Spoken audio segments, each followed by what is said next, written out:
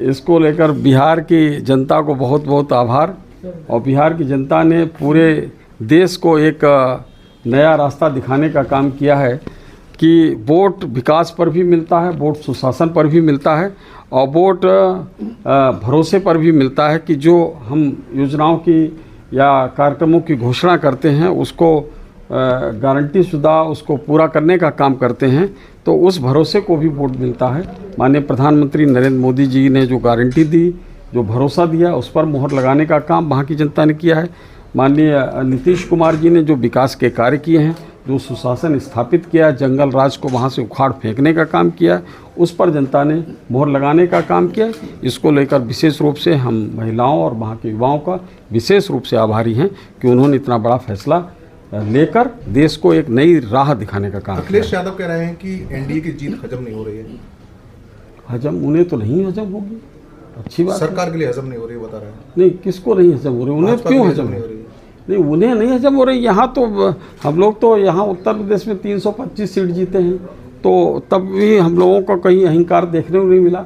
हम लोगों ने वीआईपी कल्चर को ख़त्म करने का काम किया है। अगर वीआईपी कल्चर ख़त्म नहीं करते हम लोग तो लगता है कि हम लोगों ने जीत हजम नहीं हुई। जीत हजम नहीं होती। राष्ट्रीय जनता दल को, समाजवादी पार्टी को जीत हजम नहीं हो रही। 2024 में कुछ सीट जीत गए तो 27 के सत्ताधीश के पोस्टर जगह जगह लग गए, तो इन लोगों को जीत हजम हो रही थी। तो ये सब पूरा आईना दिखाने का काम करते हैं। पहले आईना देखें अपना चेहरा उसमें और अपने कार्यकर्ताओं की क्रियाकलापों को देखें तो उनको पता चलेगा कि इस तरीके से किसको जीत हजम नहीं हो रही है। सर, जनादेश प्रचंड एनडीए को मिला लेकिन कलह लालू परिवार को मिली है। देखिए, ऐसा है कि बोए पेट बबूल के तो आम कहाँ से हों। जिस तरीके की वो दूसरों को लड़ाते झगड़ाते रहे, जो जंगल राज उन्होंने स्थापित करने का काम किया है, वो जंगल राज का शिकार उनका परिवार स्वयं हो गया है और वहीं उठापटक मची हुई है और निश्चित रूप से स्वाभाविक भी है।